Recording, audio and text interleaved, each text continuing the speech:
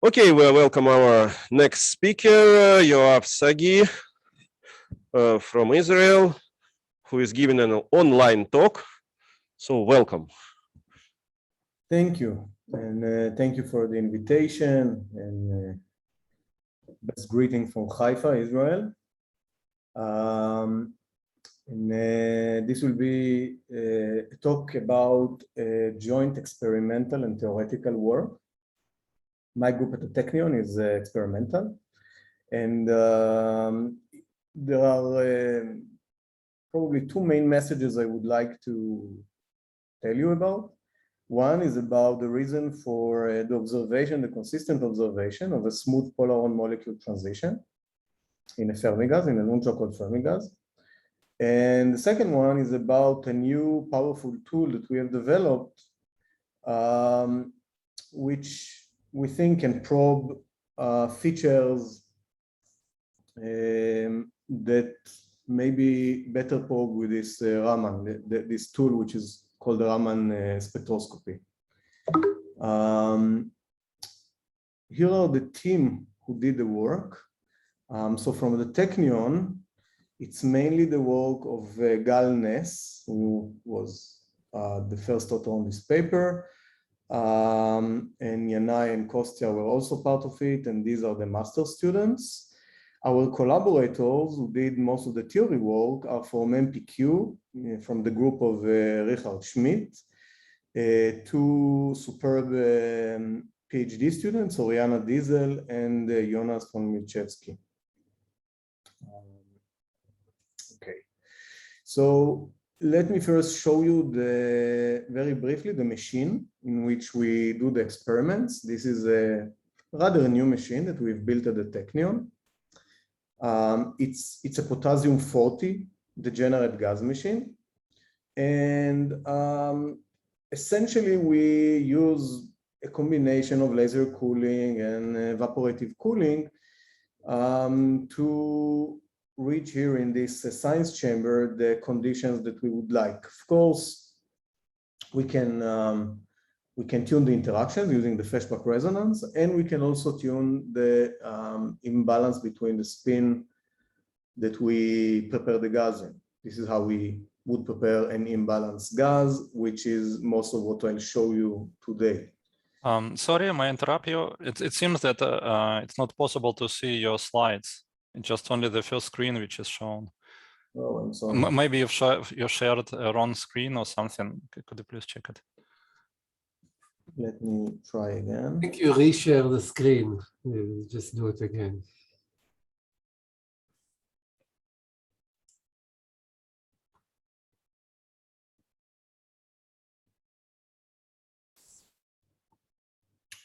Do you see now the screen?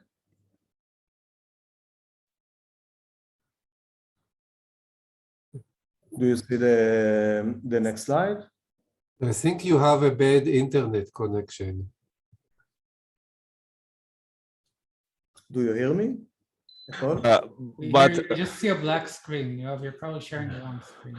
Oh, it's a bug we encounter from time to time, and the only way I think to resolve this bug is for me to maybe join again the meeting. So I'll disconnect for a second and reconnect, and hopefully this will resolve the problem. if you wish, we can stop the recording, and then you present as if you start from the, scratch. Then you will have nice video on YouTube. It's up to you to decide. No, it's okay. I mean, Okay. It's not my bug. It's Zoom bug. It's okay. Okay, then we will see this discussion on YouTube. So one second, I will rejoin. Okay, go ahead. No, they won't edit. They said it's too difficult.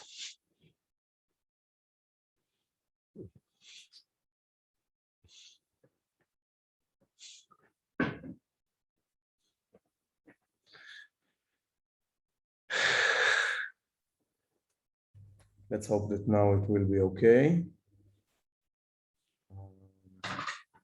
Yeah, also use full screen sharing, because now we see the bars of your PowerPoint, not screen by screen. Yeah. Oh, magic. Is this okay? Well, click several times, show us that you can go back, forth. Oh, it works. Oh, just go from once. Ah, yeah, it works. It shows I do new hope things. it will not return, although it happens.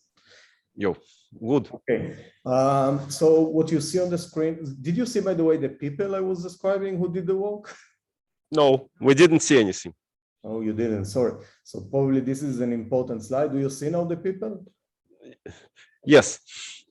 Okay, so this is the team who did the work, the Technion team here on the right. Mainly, the main of the work was done by Gal Ness, but also by Yana and Kostya. This is the MPQ team coming from Richard Schmidt group with the excellent students Oriana Diesel and Jonas Milchevsky, who did most of the, both of them did the theoretical work. Okay, so this is the machine that I'm going to show you the results from. I'm not going to get into the details, just telling you that this is a potassium 40 machine. We use a combination of laser cooling and evaporative cooling to create the degenerate Fermi gas here in this small glass science chamber. We are using cooling of 2 spin species, so it's not a sympathetic cooling. And of course, we can control the interaction between the particles. This is the Feshbach resonance, which in our case, it's around 200 Gauss, it's happened. And we measure many of the observables using absorption imaging by just releasing the atoms and measure, for example, how they look after time of flight. This is all things you probably know very well. As I'm going to show you, there is more sensitive way to measure things, and it's not by absorption, but rather by fluorescence, but we'll get to it in a second. And this is how it looks in reality. This is the laser table. This is the system before assembling the optics around it. And here you can see the glass chamber in which the experiments are actually done and all the sets of coils around it.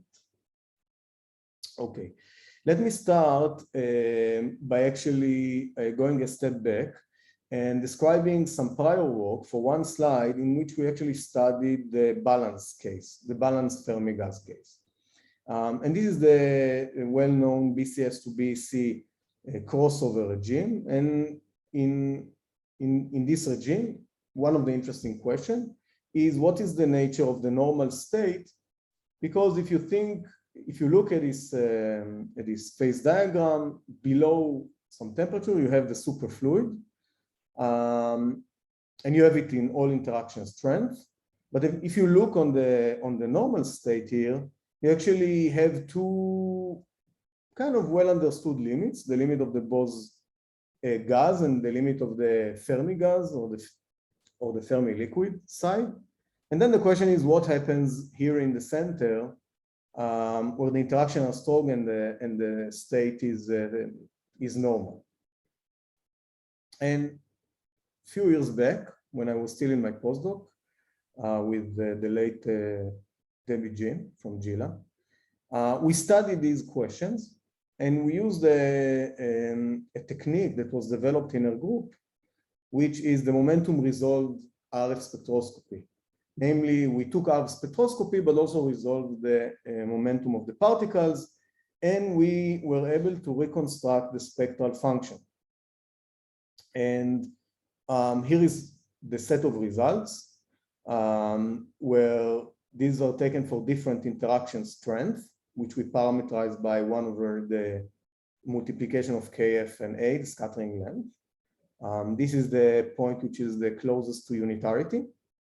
And you already can kind of see with your eyes that it changes from the BCS side being something quite narrow and having a dispersion of a free particle like, it slowly progresses to have a bending and broadening that seems not to be supported by quasi-particle description. And in this particular work, we developed a fitting method to extract something which corresponds to the quasi-particle residue.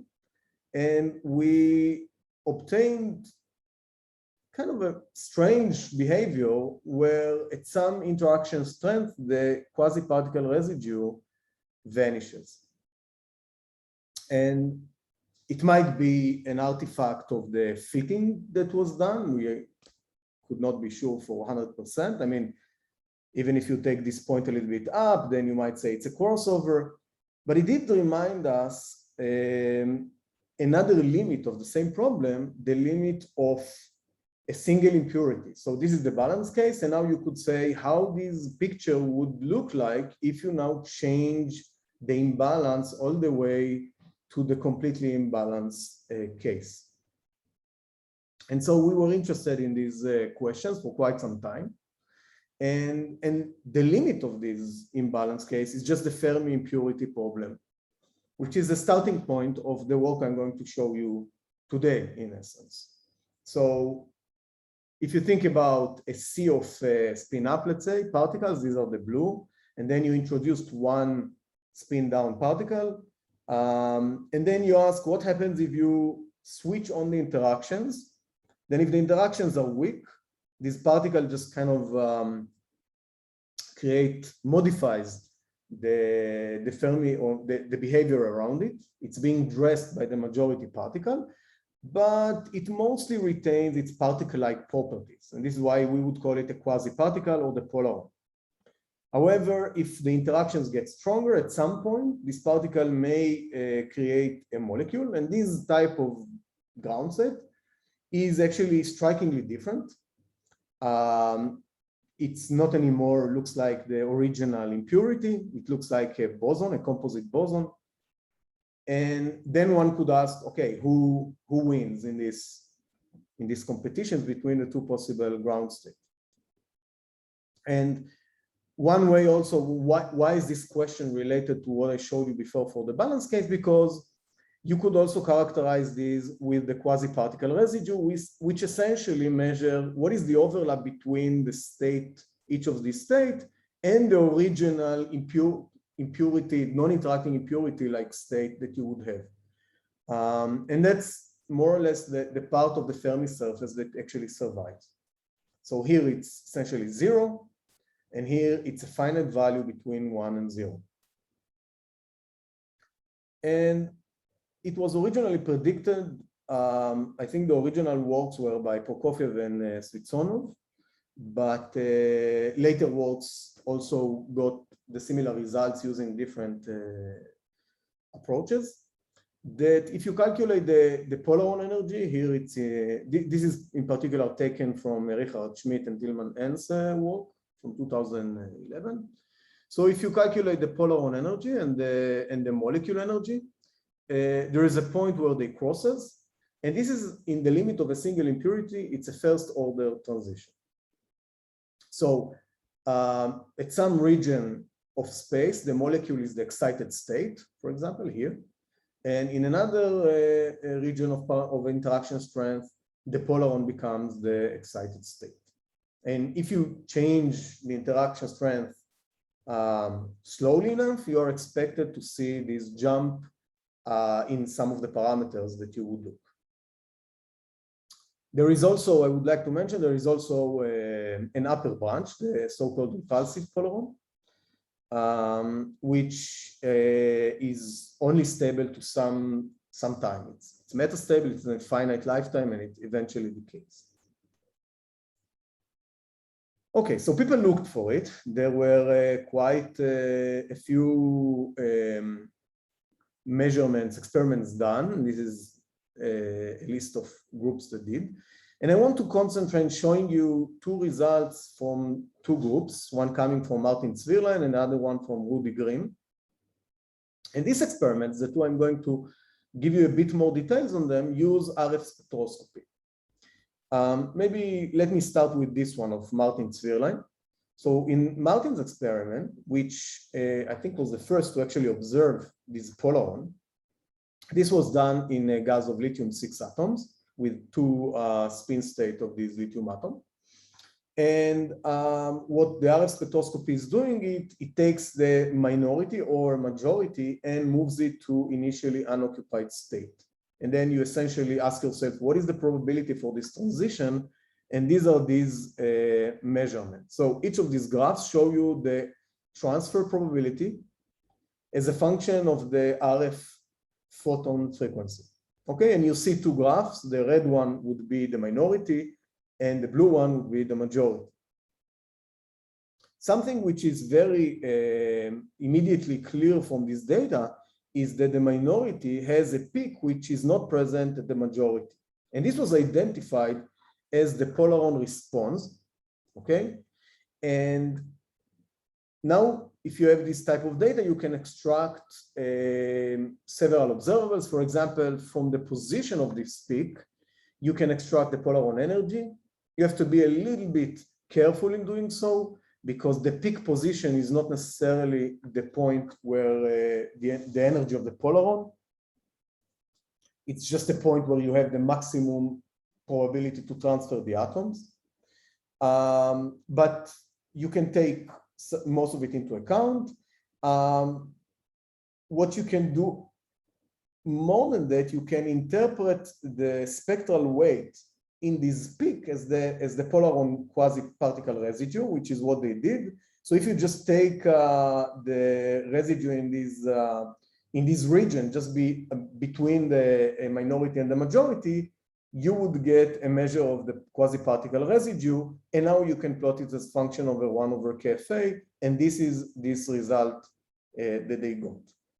And as you can see, it's decreasing as you go towards the BC side of the crossover, as you would expect, but importantly, you don't see any sharp jump here in the value. So it goes smoothly to 0. And at some point it vanishes, and that's it. And the question is why? Okay, I'll get back to it in a second again. The second experiment I want to show you also uses RF spectroscopy. This experiment, again coming from Rudy's Grimm group, was done by putting potassium-40 impurities in a Fermi sea of lithium-6 bath.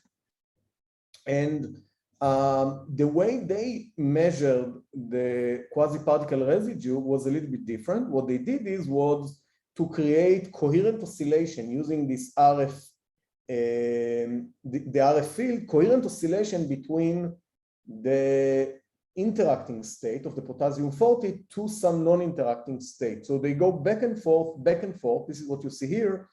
And they see oscillations. And from the frequency of these oscillations, namely the Rabi frequency of this oscillation, is related directly with a square root to the quasi-particle residue. And so the main result is what you see here is that you can actually go and see how the residue changes even when the quasi-particle is the excited state, because you can go back and forth and you're not trying to just be there or create a stable state. You just probe even when it's excited state. So here it was actually agreeing the theory quite nicely. So if I go back now to Martin's experiment, and I make, or more correct to say, when Zwerger and collaborators made a direct comparison, you see that there is a discrepancy. So the black line here is a result that you calculate using a variational wave function. This is what is called the Chevy ansatz, originally suggested and developed by Frederick Chevy, who gave the talk yesterday. And the red points here is the data from MIT. Okay, and now why is the data here plotted partly as solid line and partly as dotted line? This is because at some point you expect to see the jump, the first order transition between the polaron and the molecule. And the position at which it happened more or less seems to agree with the point where data of Martins vanishes. However, you can see clearly the discrepancy, and importantly, you don't see any jump in Z, which would be expected if you would have just a first order transition. So the question is why? Why there is no jump in Z? Why in general it seems that there is no first order transition here? And this is the question we try to address. And what we did is actually we did two main things, two new things. One is we addressed this question with a new tool, the Raman spectroscopy. It's a new experimental tool I'm going to introduce to you, which gives you a different type of knowledge on the system than you would get in RF spectroscopy. I'll explain in a second. And the second part of the work was theoretically, and again, mainly led by the MPQ group, where we devised a model that takes into account the fact there are multiple impurities. And let me tell you the bottom line already from the onset here. The answer to the question whether there is a jump is that you really have a jump only in the single impurity limit. And even if you take the t equals 0 case, and now you take into account the fact that you have multiple impurities, the fact that they create a Fermi surface and populate it blurs the transition and creates something which looks more like a smooth transition and not like a first order transition that you would expect. And since in the experiment we always have more than one impurity, this is why the experiment observed this type of behavior. So this is kind of jumping to the conclusion, but now let me show you what we did. And I also want to comment that if you want to look on theory, besides our, there are also theory papers coming from Mira Parrish, Jasper Levinson, and Xiaoling Cui that discuss this type of scenario and reach similar conclusions. Okay, so the first challenge experimentally speaking is that if you want to probe the minority, so there are very few impurities there, you have to have a very high sensitivity in your detection.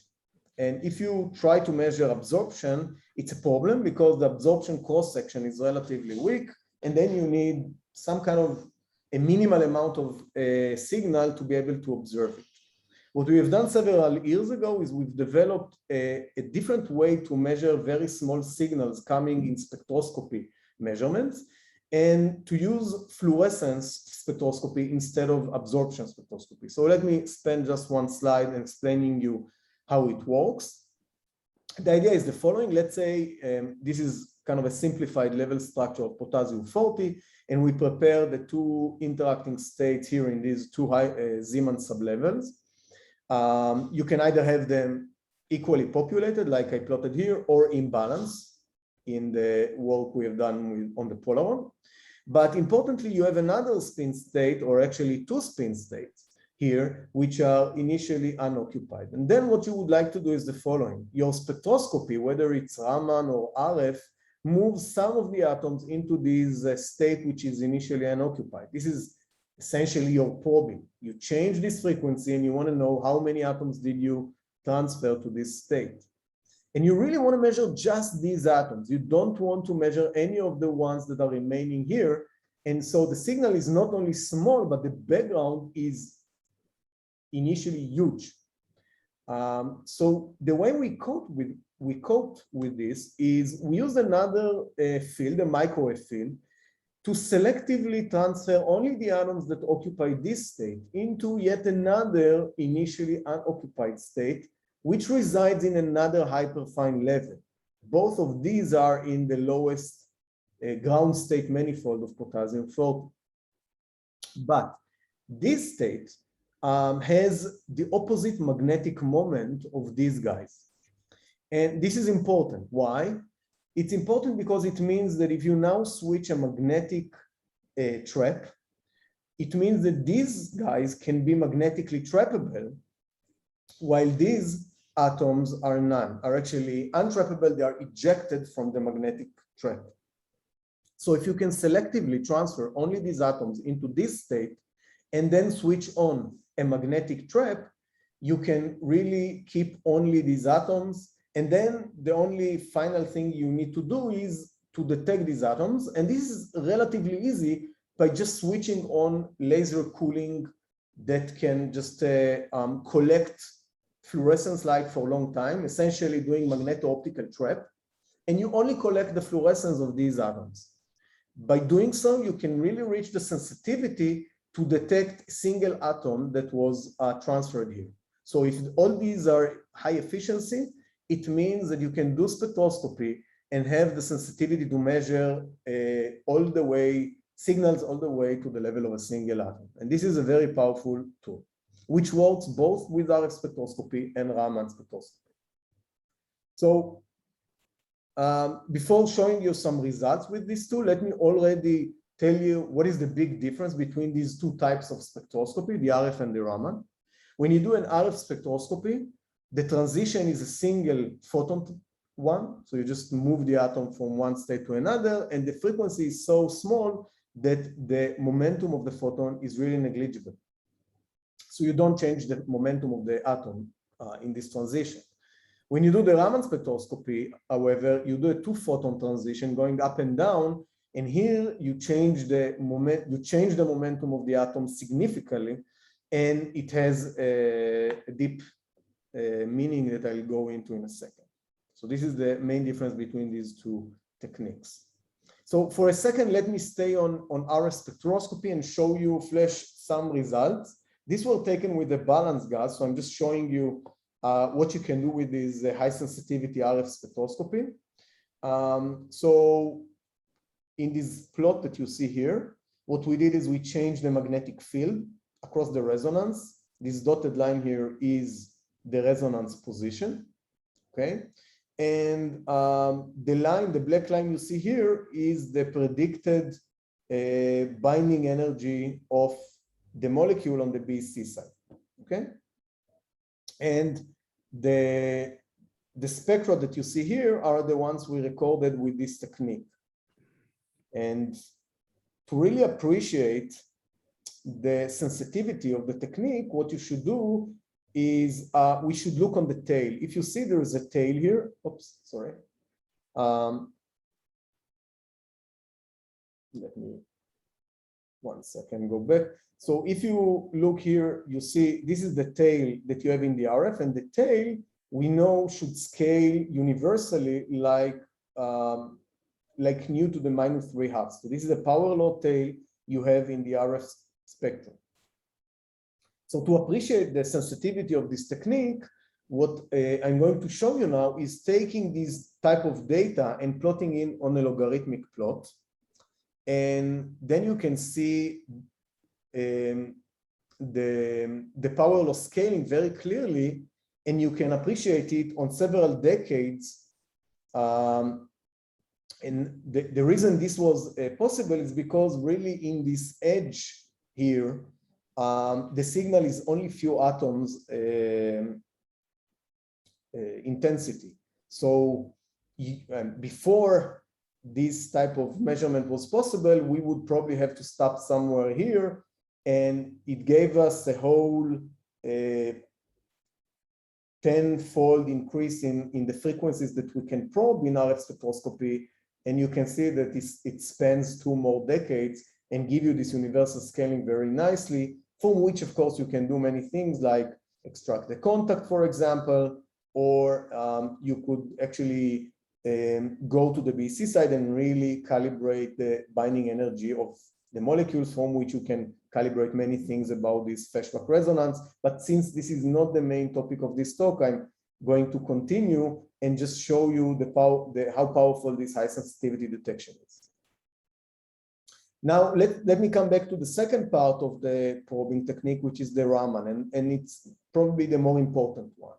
So in our scheme, we shine 2 optical beams on the cloud, and we essentially induce transitions that go from one branch to another. In this example, I'm plotting here 2 kind of non-interacting branches, but of course the lower branch can be anything. And for a second, let's look on this non-interacting case to get the essence of what's happening here. And you see that I'm changing the momentum by Q, and I'm changing the energy, of course, and I have to require energy and momentum conservation.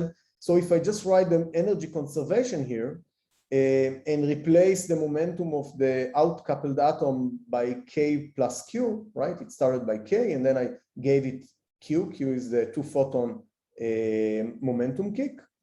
Then I get this relation, and if you'll open it, you'll immediately see that there is a linear relation between the 2-photon detuning, okay, just the difference between omega 1 and omega 2, and the momentum of the atom K. So in other words, to fulfill the energy and momentum conservation, you need to be at a particular point, initially at a particular point in this dispersion. So by setting the difference between omega 2 and omega 1, you are also selecting the class of atoms or the velocity class of atoms you're talking to.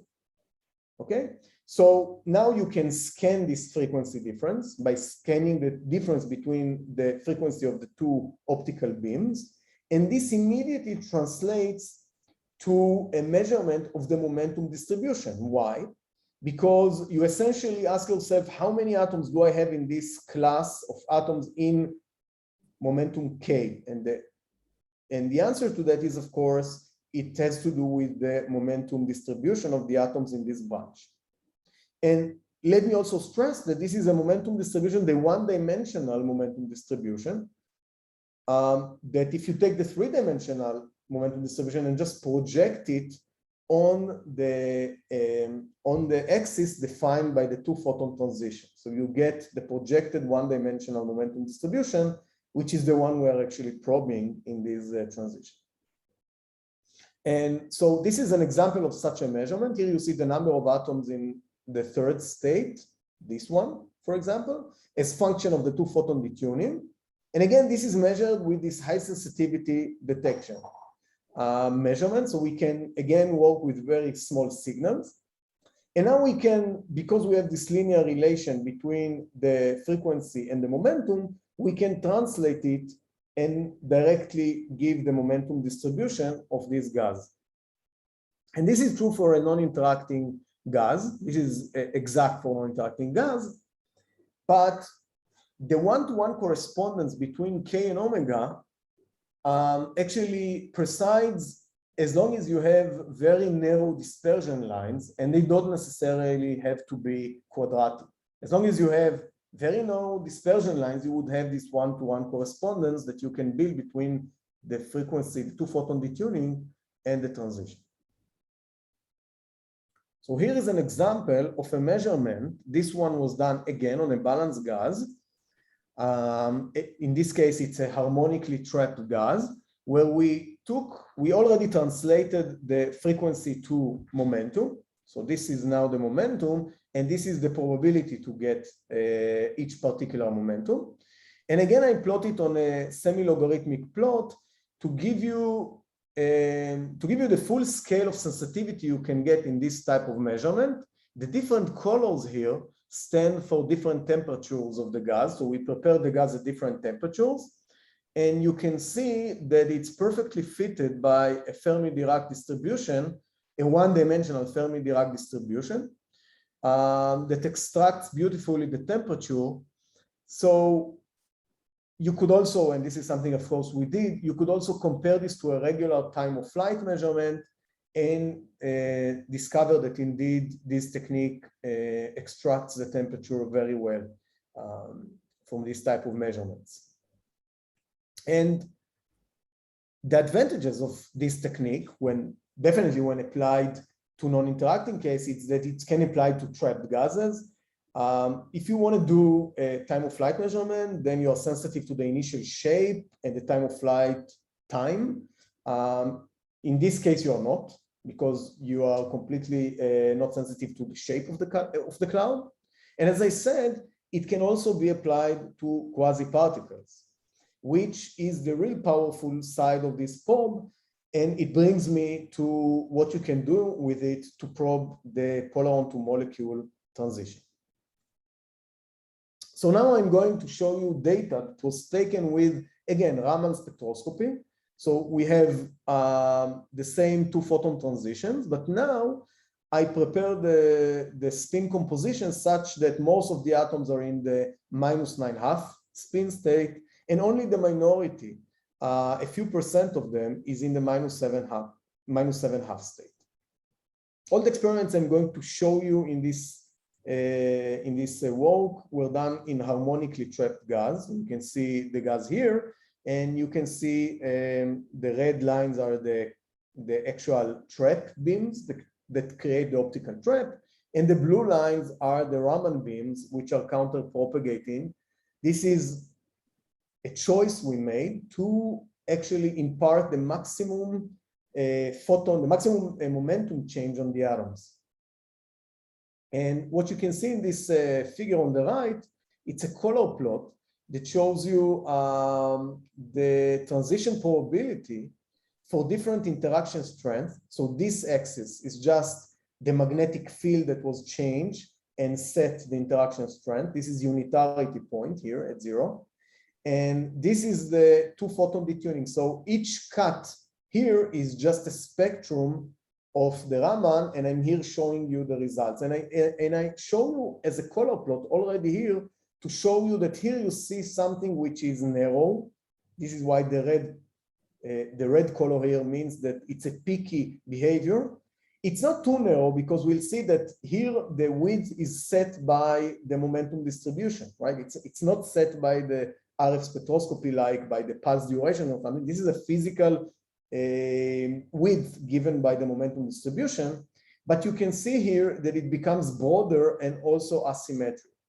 Let me show you it in a more clear way.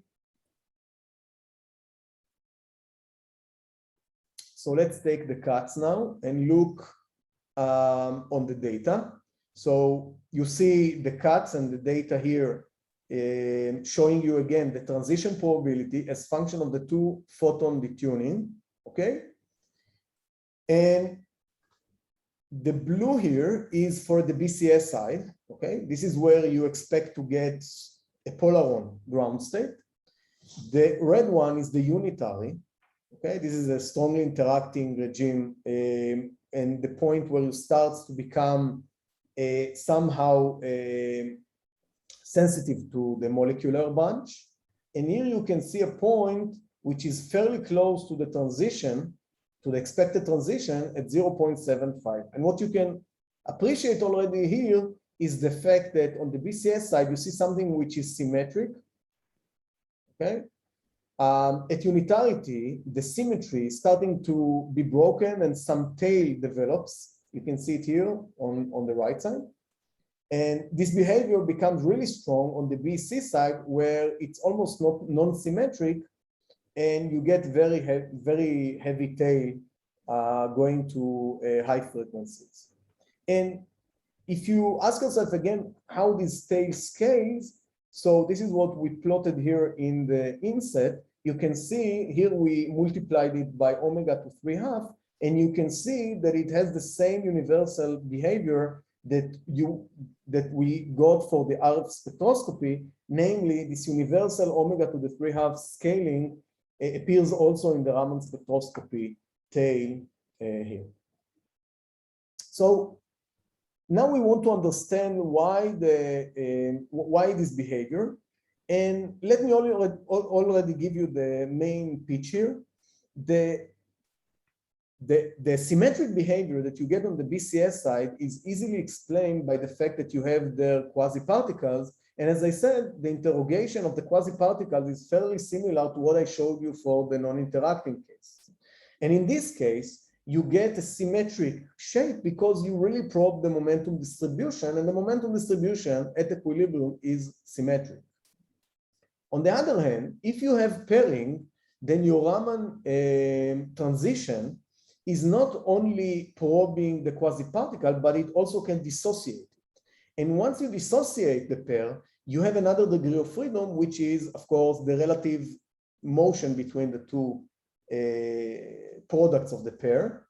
And this gives exactly the asymmetry that you see in the signal in a similar way to what you get in an RF spectroscopy of a paired state. To understand this state better, we devised a model. And the important part of this model is the fact that it takes into account the fact that you have not just a single impurity, but many impurities. So let me start by showing you the Hamiltonian. The C operators describe the Bethe particles, the majority particles. The D operators describe the impurity particles. And then, of course, you have the interactions between the majority and the minority particles, which is described by the parameter U, which again, in turn, is in the experiment. You can control it with a magnetic field. What we did is we followed more or less the approach of Chevy and Zwerger, namely for the polaron, we took a variational wave function that has two parts. The first part is the coherent polaron.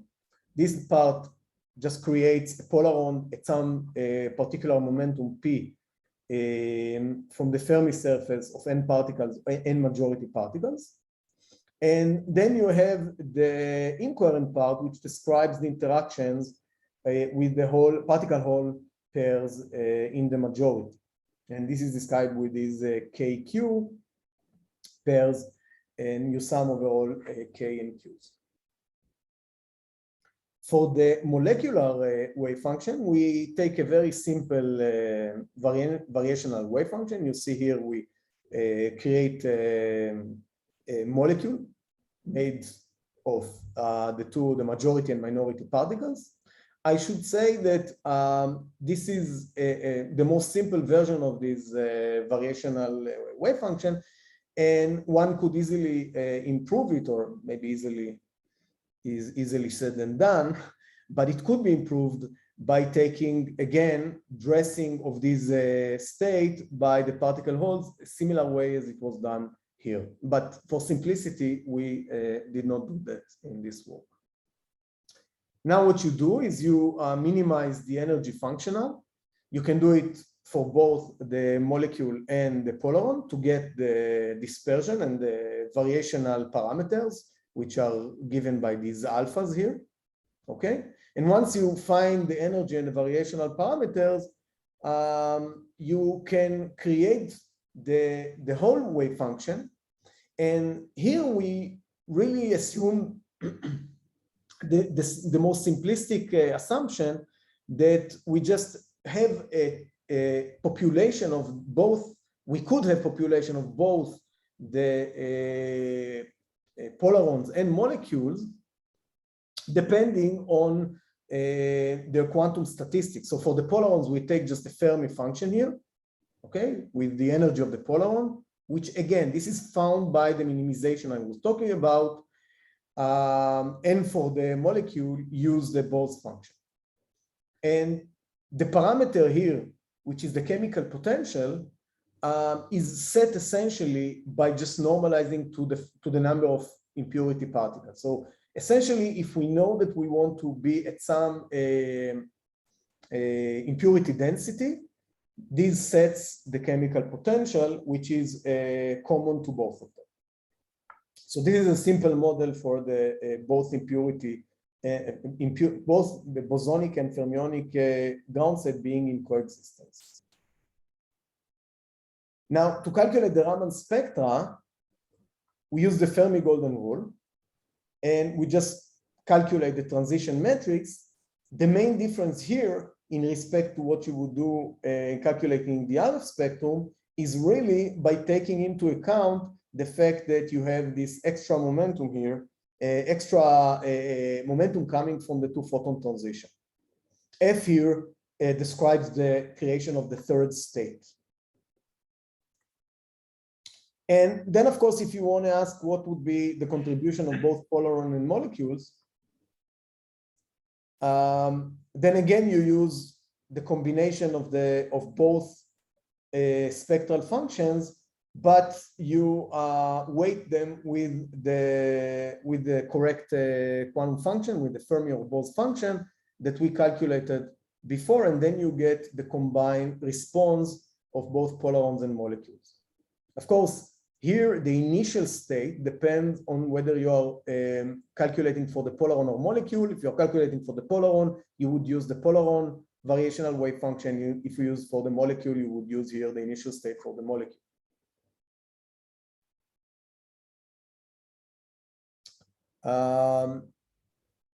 Okay, I think this is clear.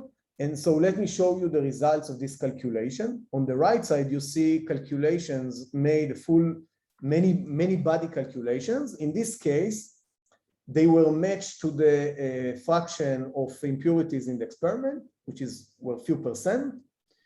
And because this is done in theory, you can easily separate between the three contributions. So let me explain what are the three contributions which we plot here. So let me go back one slide to here. So really you can see there are three contributions in these two wave functions. One is this one. This is the coherent polaron part. This is the first contribution. The second contributions come from the incoherent polaron part. This is this one. And the third contributions come from the molecular part. Now, both the incoherent polaron and the molecular part are going to contribute to the asymmetric response, while only this part is going to produce the almost symmetric response. Let me show you this in the result. You can see that the blue shaded region here is the response of the coherent polaron part. The black one is the incoherent polaron part, and the red one is the molecular part. And as you go from to stronger and stronger interaction, okay, the interaction is written here. You see that it becomes more and more asymmetric, and that the coherent polaron contribution shrinks down. One more thing you can see here is that the coherent polaron contribution indeed looks almost symmetric. And it's actually become even more symmetric when you go towards the unitarity and the BCS side. There it's really totally symmetric. There is one observation I want to make here, and it's the following. If the coherent polaron part really reflects the momentum distribution of the polarons, the coherent polarons, then the center position is exactly addressing the polarons at zero velocity, which by definition means that this class is, the energy of this class is exactly the polaron energy. Okay, the polaron energy is defined for the zero momentum polaron, coherent polaron. So it means that in our case, for the, for the Raman spectroscopy, the peak position of the symmetric part really gives you the energy of the polaron in a model independent way. And just to demonstrate it from the theoretical perspective, you can see that we took the peak position here of the coherent polaron and we plotted here on the polaron energy. So the solid, for example, the solid blue line here is the polaron energy, which you extract from the variational calculation directly. And the blue circles here stands for the position, the energy that you extract just from the peak position of the coherent part of the polaron, and you can see that it corresponds perfectly to each other. So it means that experimentally, you can extract the energy of the polaron by just looking on the peak position. The red line here is the molecular energy, and you can see the crossing. Let me comment that in our case, the crossing happens at 1.27, which is higher than the 0.9, the value we know from better calculations, or the state-of-the-art value that we know today. And the reason for this is because, again, we take a simple molecular wave function, and this drives the transition a bit to the BC side in our calculation. Okay, so the message I want you to take that from here is really that you can separate the spectrum into the symmetric part, which comes from the coherent polaron, the quasi-particle, and then the asymmetric part that comes from both the incoherent polaron and the molecule. And now the question is, how are we going to separate these two contributions, the symmetric and the asymmetric, in the experiment. Because I mean, in the theory, of course, we can separate the contributions, but it's not immediately obvious how one would do that in the experiment.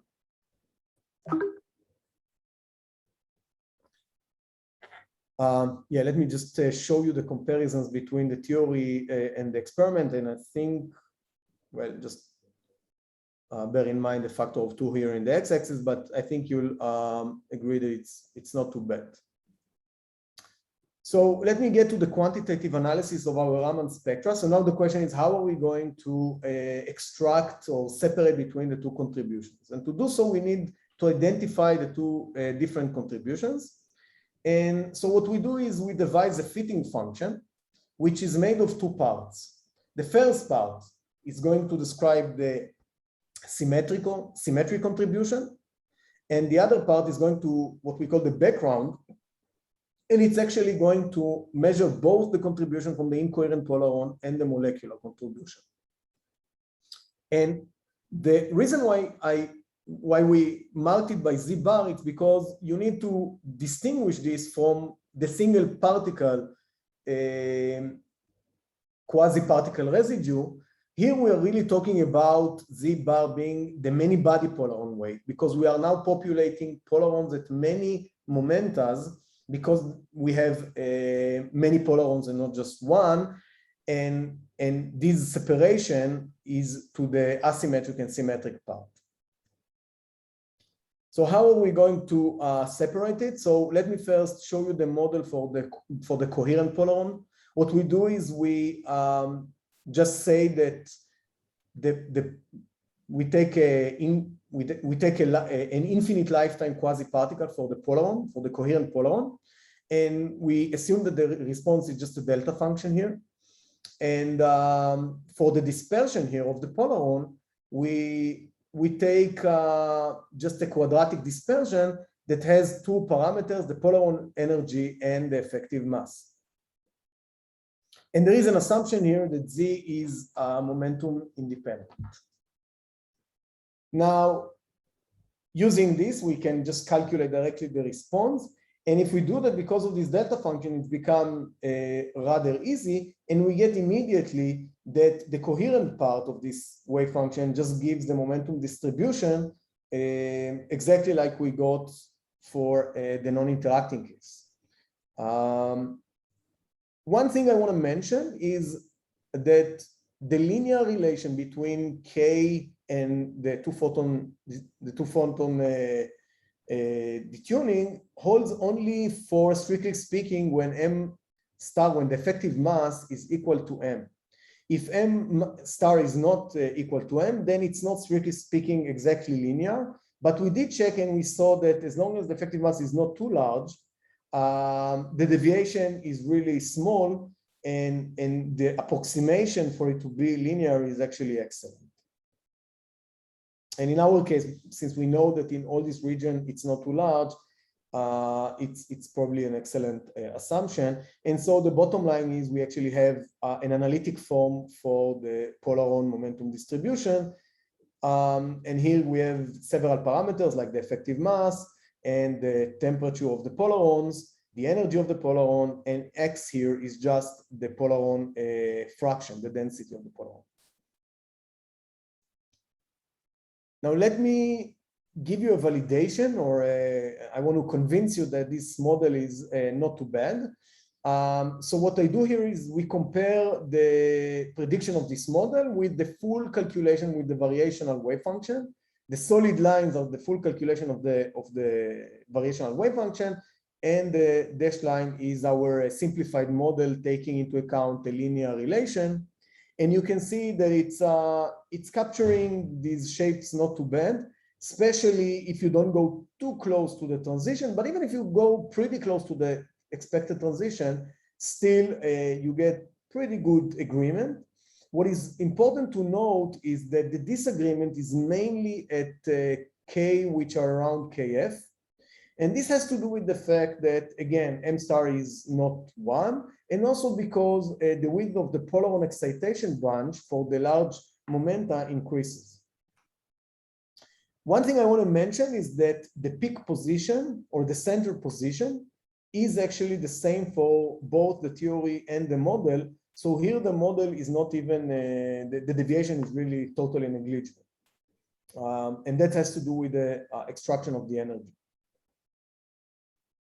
Now for the asymmetric model, for the asymmetric background model, there we take a model of a thermal gas of molecules, just a thermal ensemble of these molecules. We find that they reproduce pretty good the experimental data, and we devise just a simple semi-classical model to describe them.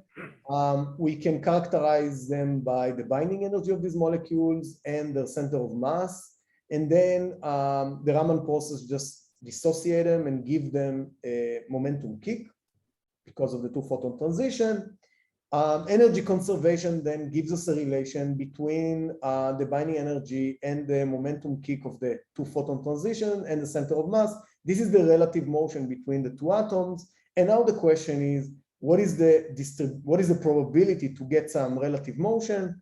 And here we just measure the overlap of the wave functions and get an expression for the distribution. It's very similar to work, I'm sorry, somehow the citation slipped, of Cheng-Qing, some earlier work on RF spectroscopy. Now you can combine the things together. You just have to assume something about the distribution of the center of mass of these molecules. And since we assume a thermal distribution, just for simplicity, we get Boltzmann distribution with a parameter which is just the background temperature. And now we can combine all these together and integrate over all relative momenta and get an expression for the background signal. And it looks like a messy expression, but it's easily calculated. I mean, it's not analytical expression, but it's very easily calculated, easy enough to be used as a fitting function for the data. And again, so I want to stress here that the background temperature, so to speak, the ensemble temperature of these particles and the binding energy should only be understood as effective model parameters and not interpreted as the temperature of the molecules, because they compensate for things we did not take into account, for example, for Pauli blocking, etc. So, and the binding energy, strictly speaking, only converge to what you would expect in the high BC limit. And again, let me show you to make you kind of trust this fitting function. And the solid lines give the prediction of the full theoretical model, the variational, and the dashed line give you our model, and you can see that they agree quite well. The main discrepancy at low values, again, come from the fact that we neglected Pauli blocking and took just the thermal distribution. However, we do choose the background temperature parameter to minimize this, this error. And we find that with a value of about 2 TF, this minimizes the discrepancy and brings it to a very low error.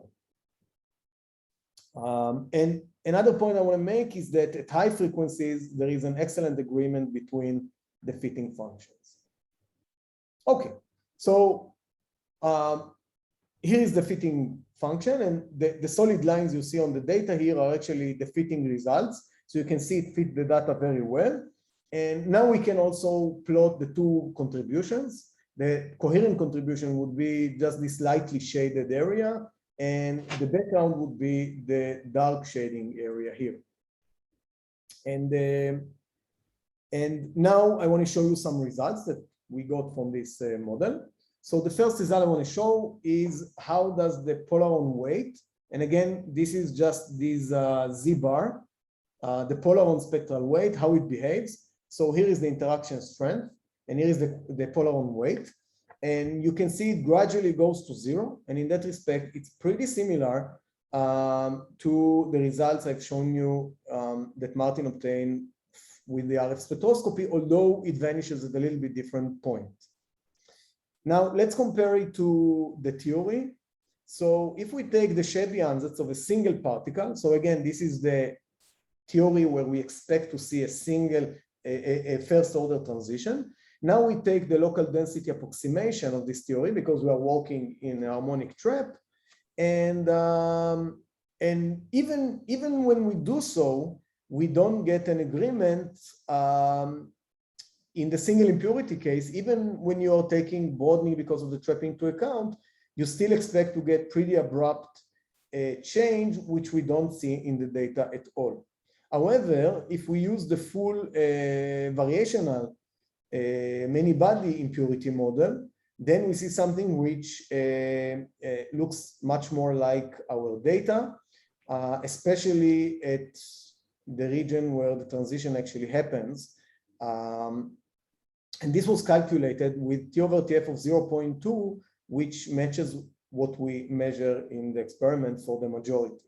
And the fraction here, the average fraction is 15%. So the fact we see this means that here around the expected transition, we really have a smooth crossover where in between we have coexistence of polarons and molecules. This is the emergent physical picture from the model and the experiment.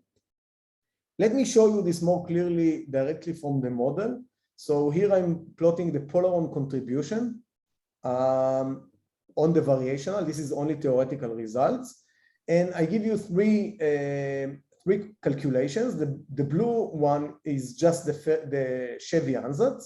So you see you get a full contribution from the polaron if you are above the transition, or I should say at low 1 over kFa, and then when you get above the transition, you get 0. This is the first order transition, and it's enough to go for a finite concentration of impurity to smooth this transition.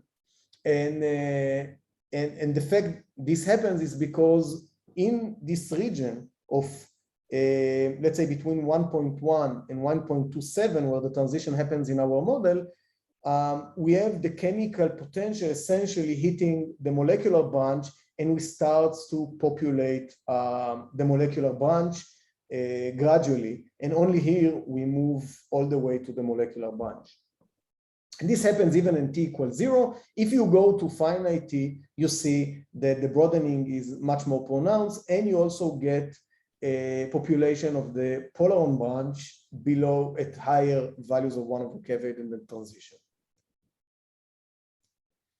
Let me show you the energies that we extract from the data. So again, this is extracted from the central point, the peak position of our data. And these are the blue points here.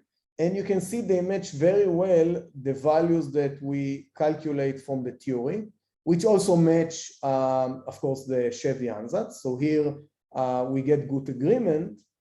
The red point here is the binding energy. This parameter is extracted from the second part of the fit, which is the asymmetric part. And you can see it's much more noisy, but I plot here two models. One, which is the red one, is the one which we did, and it does not include, again, the dressing of these molecules.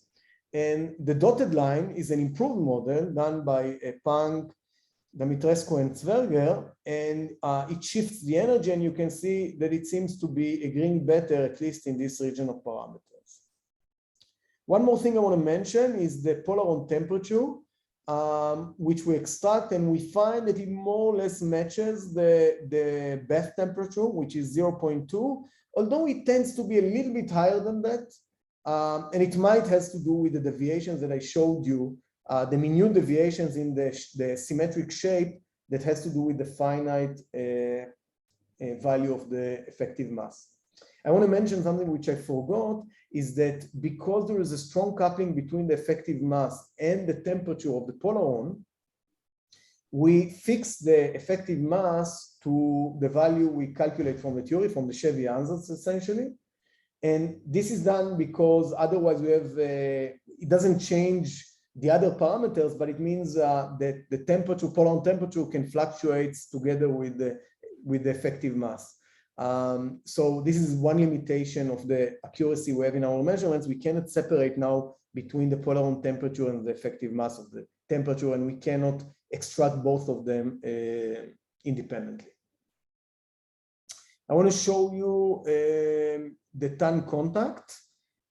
This can be extracted from the tail of the second part, the incoherent background part. And so this is plotted in blue lines here. And again, the dotted black points here are the local density approximation of the single impurity theory. You see this kink here is because of the jump that you expect in the limit of homogeneous single impurity case. You expect to get a jump of the contact in this point. If you take the local density, it of course rounds this jump, but still you get an abrupt change, which we don't see in the data.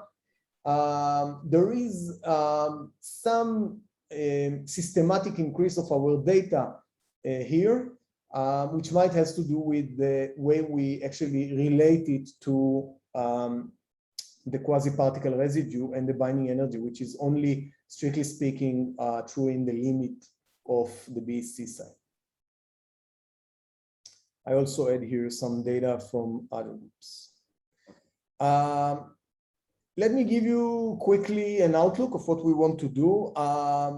One thing is you can directly measure the momentum of the outcoupled atom. So you can go one step further and say, I'm going to do a Raman transition, but I'm going to measure the output atoms. I'm going to measure both their number and their momentum. And if I can do that, then I can do, again, a full momentum resolved Raman spectroscopy. And this can reveal parts of the spectral functions that were not possible to interrogate before. And we are working towards this goal. One example of a measurement. So you see here an absorption. This type of measurement was done actually in absorption measurement. This is the main cloud.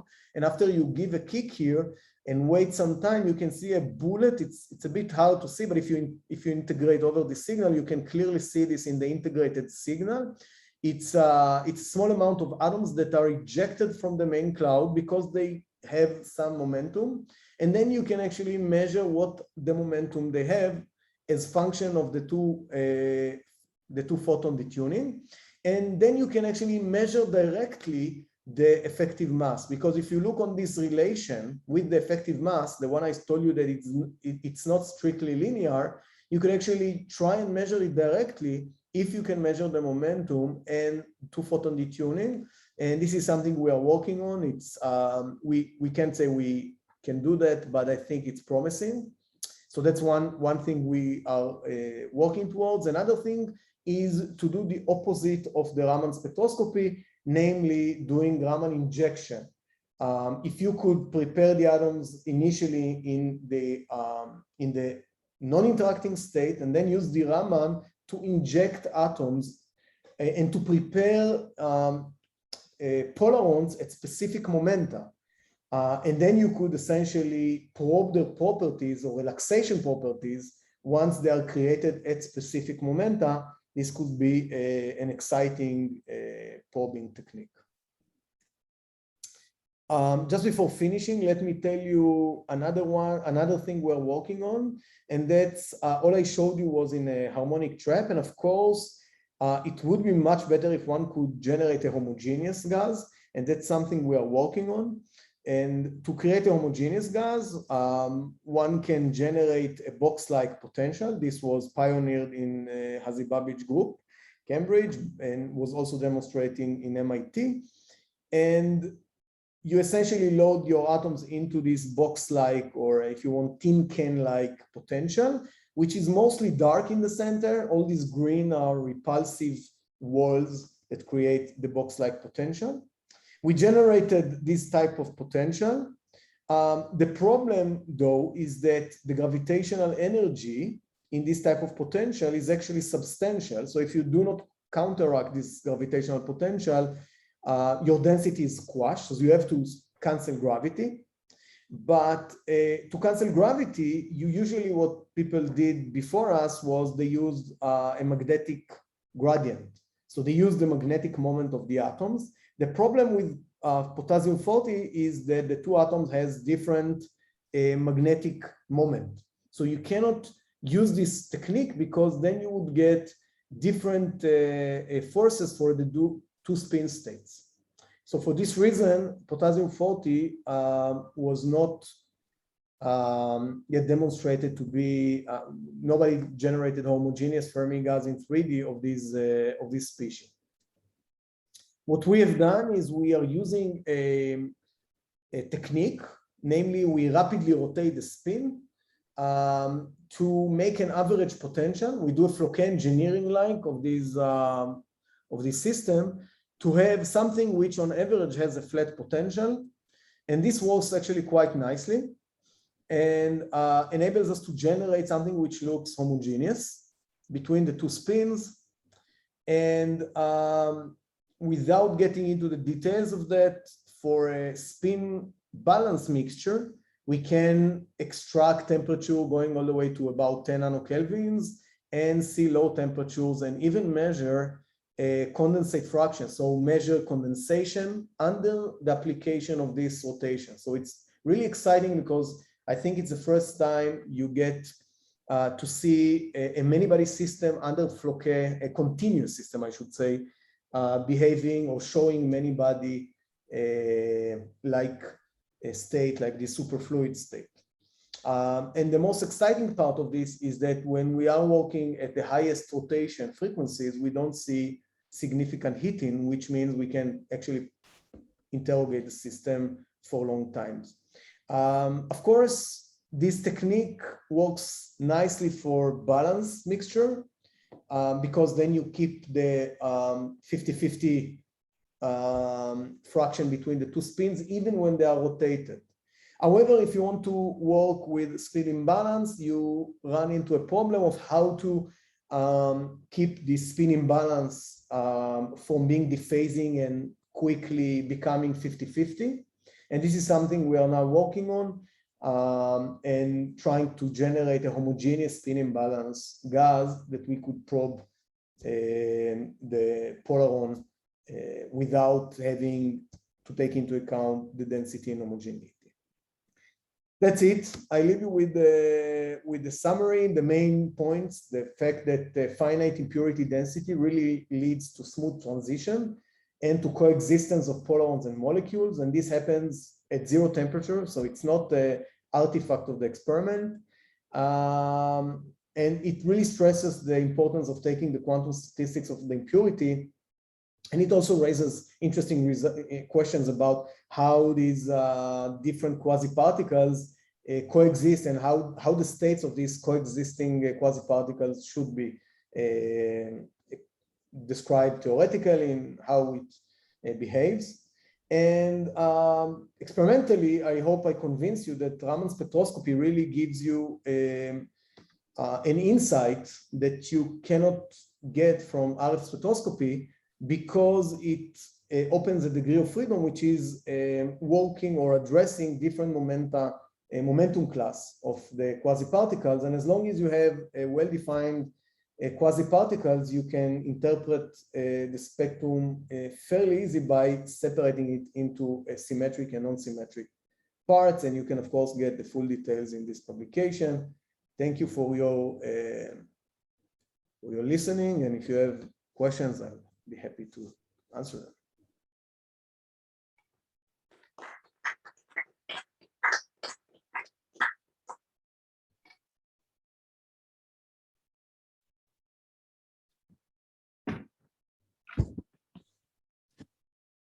Thank you. Can you hear me? Yes, yes. Okay, so first, thank you for this very interesting talk. I would have actually 2 questions. The first one about the last point you mentioned, where you you levitate the atoms by flipping their spin states. How does it work with the interactions? Is the scattering length always the same, or do you see any modification of interaction? So from what I get, you still have some strong interaction since you managed to have a condensate in the end. Yes. So the idea, if you work out the details, and you can see it in this archive here, this type of spin, I mean, because the interaction is really SU symmetric, when you do the spin rotations, the interaction Hamiltonian is invariant under this rotation. So the beauty of this approach is actually that it leaves this part of the Hamiltonian completely the same. And this is why indeed, as you see, you can get a condensate. This data that you see here, which is the condensate fraction as function of the rotation frequency, was taken at unitarity. And of course, we can also change the interaction strength, and we have also data, for example, looking on the condensate fraction as function of the interaction strength. So of course, you can still play with this node. Okay, thank you. And the second question was about the Poland problem, so the core of your talk. If I remember correctly, there was also a demixing instability around the Poland molecule transition. And so could you see it? How would it manifest on your Raman spectra? Because this is an integrated quantity, and so it kind of blurs what happens locally in the trap. Yeah, so of course, if you have finite density and we would be at low enough temperature, you could have separation into a superfluid and a spin polarized, let's say, state. That's possibility. However, at the temperatures that we work, this is above any temperature that the superfluid can be formed, and so it actually retains the polar onto molecule transition probably, and it precludes this phase separation, but of course in our model it's not taken into account. And I should say also that the model that we use is simple in many other ways and could be improved, not just the dressing of the molecules, but also we completely neglect interaction between the polarons, for example, and of course the option of creating a superfluid, etc. But in our experiment, it just cannot happen. Okay, thank you.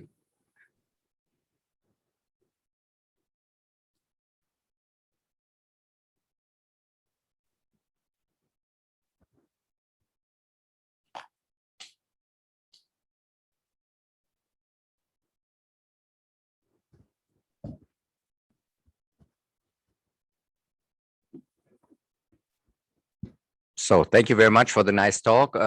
Perhaps two technical questions. So on your spectroscopy method, I'm correct, and I think you said it, that the final state into which you go is non-interacting, right? So interactions don't play a role, and nothing is modified due to the fact that this state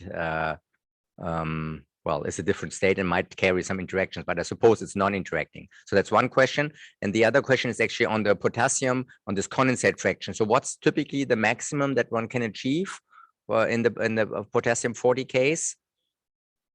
So, okay, so for the first question, you're right. The m equal -5/2 is non-interacting state, or the interaction is very, very small compared to the two other states. And in respect to your second question, then, okay, I mean, we see, let me go back to this graph. We see condensate fractions of about, let's say, 10%. Sometimes we can go even a little bit above it to about 15%. I think it's about the maximum that anybody's seen in potassium.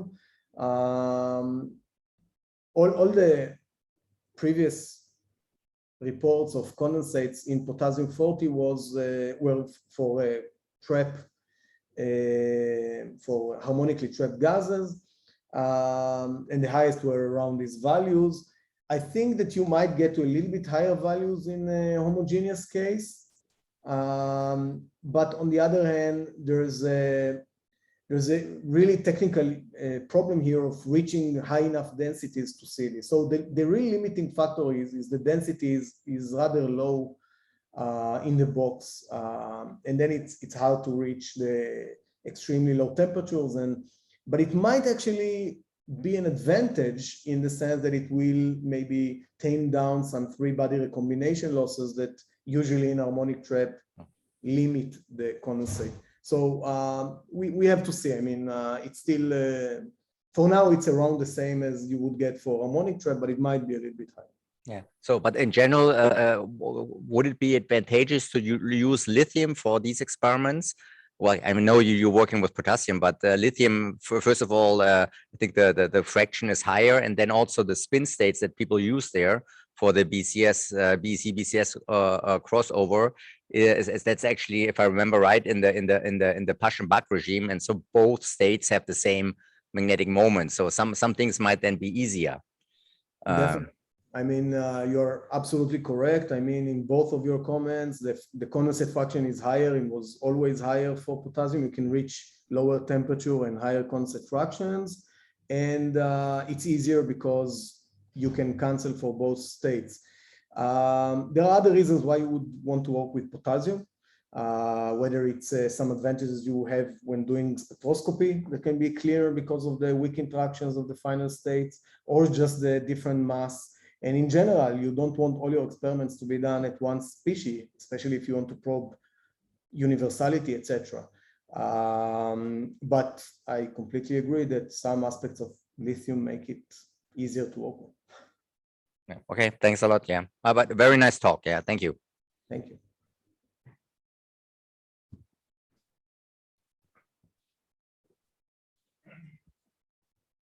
Well, I have a little question to clarify from the beginning of your talk. I'm pretty sure that I just misunderstood you a little bit.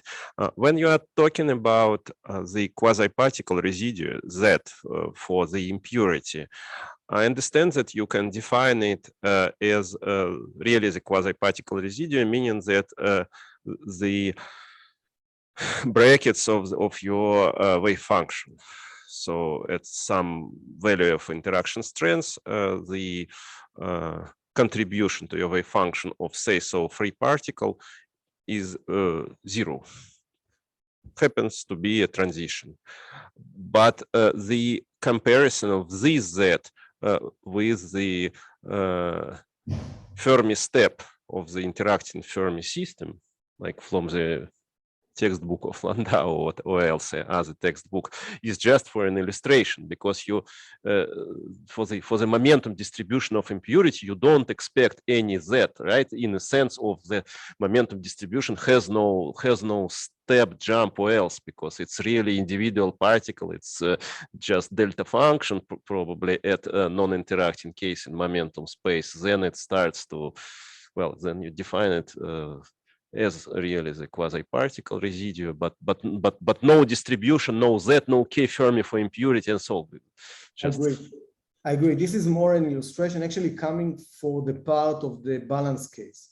In the balance case, balance case where you have some finite Z, which is lower than 1 because of strong interactions, this is how you would imagine it, as whatever is remaining from the Fermi surface. Okay, I was okay, fine. We're talking about the same thing. Thanks.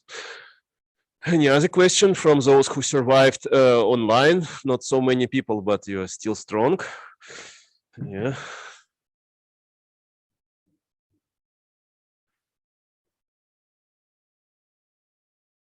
Okay.